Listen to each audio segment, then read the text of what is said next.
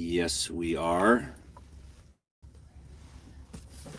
And I'm waiting to get loaded. I've been here at Northfield for like an hour while they screw around. But that's good because I get paid by the hour. So take your time, fellas. I'll be here all day. You bet. So from where we left off here, Hitchhiker's Guide to the Galaxy.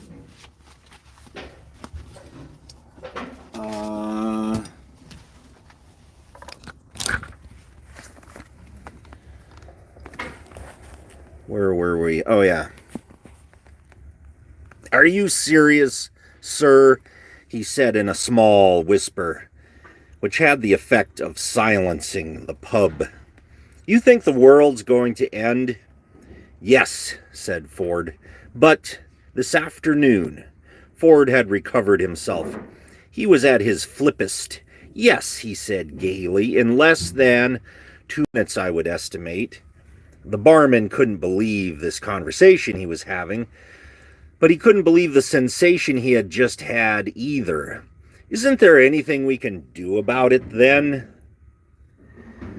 No, nothing, said Ford, stuffing the peanuts into his pocket. Someone in the hushed bar suddenly laughed raucously at how stupid everyone had become. The man sitting next to Ford was a bit sozzled by now. His eyes weaved their way up to Ford. I thought, he said, that if the world was going to end, we were meant to lie down or put a paper bag over our head or something. If you like. Yes, said Ford. That's what they told us in the army. Oh, hi, Nature. Thanks for coming. You're my biggest fan. That's what they told us in the army, said the man, and his eyes began the long trek back towards his whiskey. Will that help? Asked the barman. No, said Ford, and gave him a friendly smile. Excuse me, he said, I've got to go. With a wave, he left. The pub was silent for a moment longer, and then, embarrassingly enough, the man with the raucous laugh did it again. The girl he had dragged along to the pub with him had grown to loathe him dearly over the last hour, and it would probably have been a great satisfaction to her to know that in a minute and a half or so, he would suddenly evaporate into a whiff of hydrogen, ozone, and carbon monoxide. However, when the moment came, she would be too busy evaporating herself to notice it. The barman cleared his throat. He heard himself say, "Last orders, please." The biggest fan. Yes, you are, Nature. At the moment, my only fan. The huge yellow machines began to sink downward and to move faster. Ford knew they were there. This wasn't the way he had wanted it. Running up the lane, Arthur had nearly reached his house. He didn't notice how cold it had suddenly become. He didn't notice the wind. He didn't notice the sudden, irrational squall of rain. He didn't notice anything but the caterpillar bulldozers crawling over the rubble that had been his home. "You barbarians!" he yelled. "I'll sue the council for every penny it's got. I'll have you hung, drawn, and quartered, and whipped, and boiled until you've had enough." Ford was running after him very fast. Very, very fast. "And then I will do it again," yelled Arthur, "and when I've finished, I will take all the little bits and I will jump on them." Arthur didn't notice that the men were running from the bulldozers. He didn't notice that Mr. Prosser was staring hectically into the sky. What Mr. Prosser had noticed was that huge yellow somethings were screaming through the clouds, impossibly huge yellow somethings. And I will carry on jumping on them, yelled Arthur, still running, until I get blisters, or I can think of anything even more unpleasant to do, and then Arthur tripped and fell headlong, rolled and landed flat on his back. At last he noticed that something was going on. His finger shot upward. "What the hell is that?" he shrieked. Whatever it was raced across the sky in its monstrous yellowness, tore the sky apart with mind-boggling noise, and leaped off into the distance, leaving the gaping air to shut behind it with a bang that drove your ears 6 feet into your skull. Another one followed and did exactly the same thing, only louder. It's difficult to say exactly what the people on the surface of the planet were doing now, because they didn't really know what they were doing themselves. None of it made a lot of sense. Running into houses, running out of houses, howling noiselessly at all the noise. All around the world, city streets exploded with people. Cars skidded into each other as the noise fell on them and then rolled off like a tidal wave over the hills and valleys, deserts and oceans, seeming to flatten everything it hit.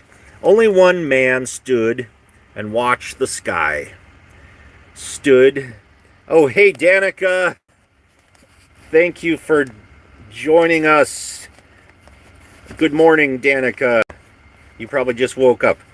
Only one man stood and watched the sky, stood with terrible sadness in his eyes and rubber bungs in his ears. He knew exactly what was happening and had known ever since his sub-etha sensomatic had started winking in the dead of night beside his pillow and had wakened him with a start. It was what he had waited for all these years, and when he had deciphered the signal patterns sitting alone in his small dark room, a coldness had gripped him and squeezed his heart. Oh, Lucky Ducky! Linda, Lucky Ducky! Thank you for joining us. How are things in California? I'm reading Hitchhiker's Guide to the Galaxy.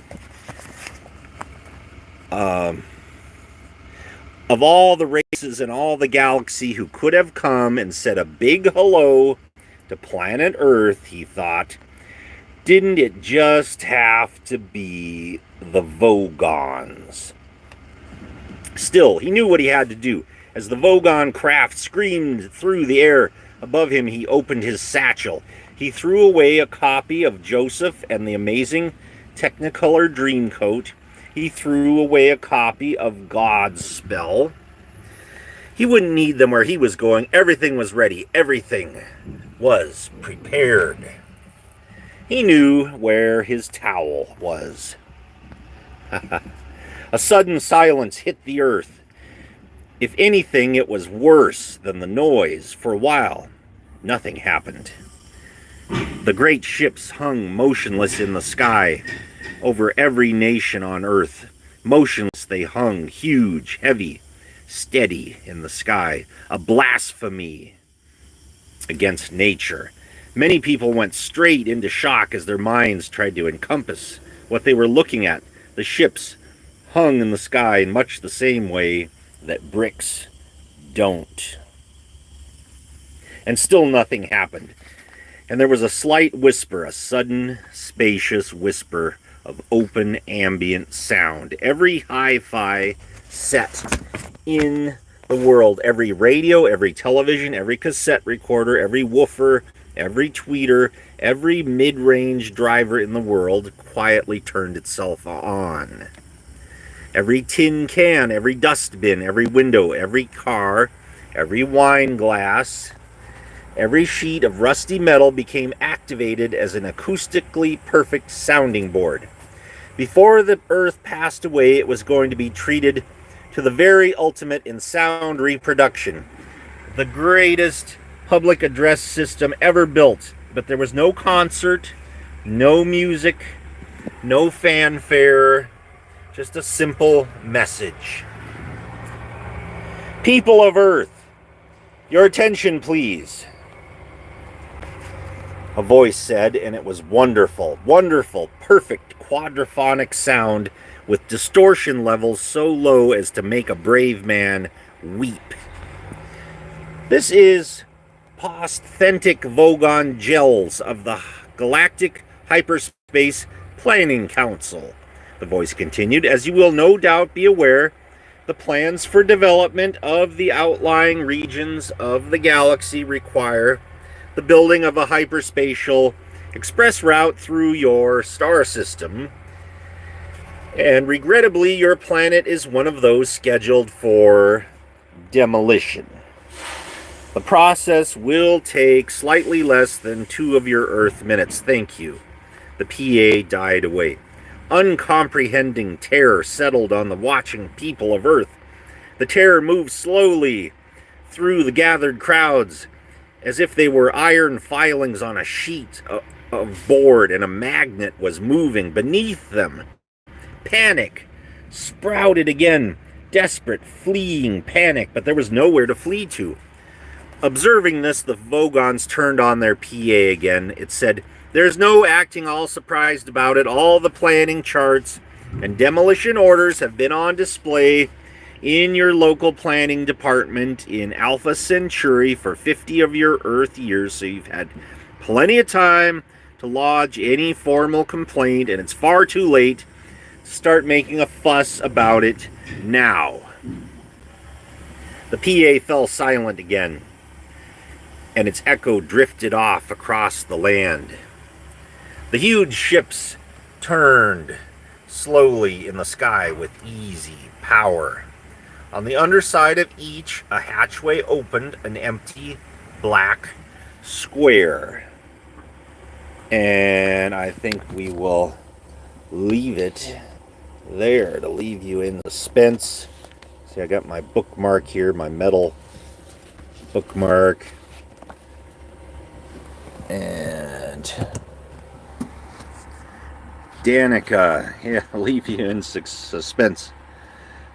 Who else do we got? Lucky Ducky, Danica, we got Nature, and Pets Love, both of you. Man, they're still loading me. Those turkeys. Those turkeys.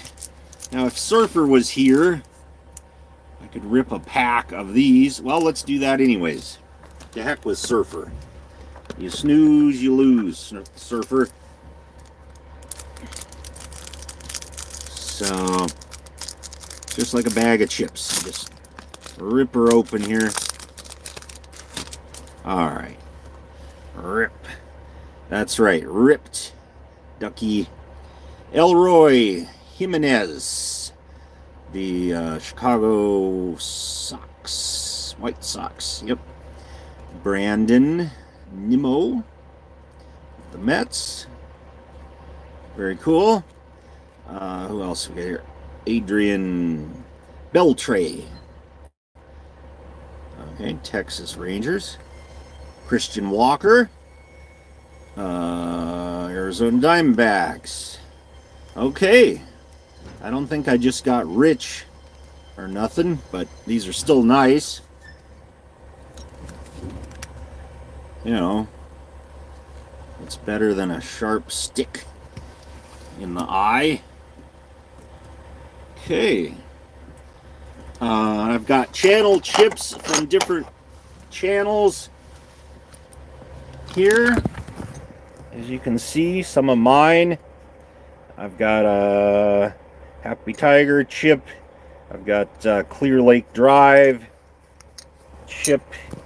Here he just sent me some tulip bulbs, which I planted this morning. In case you saw my short, I planted tulip bulbs out by my gate out front. And oh, hey, Hungry D, how's it going? I think everybody should have channel chips, right?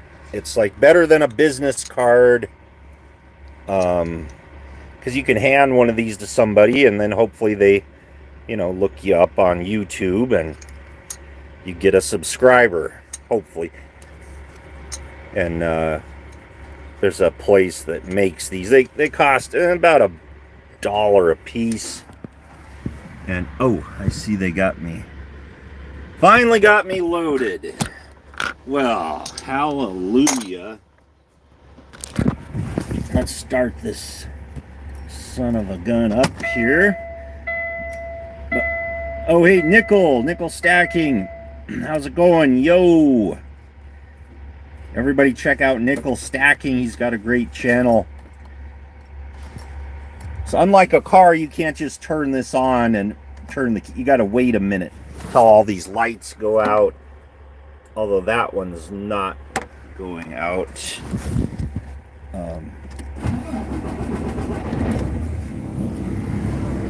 And now we got to build some air pressure so the brakes will release.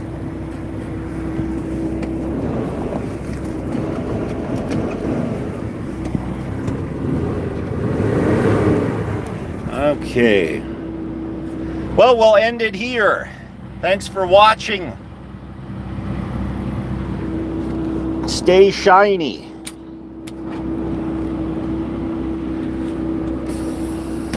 Put her in low. I'll end it here. Thank you all for being here.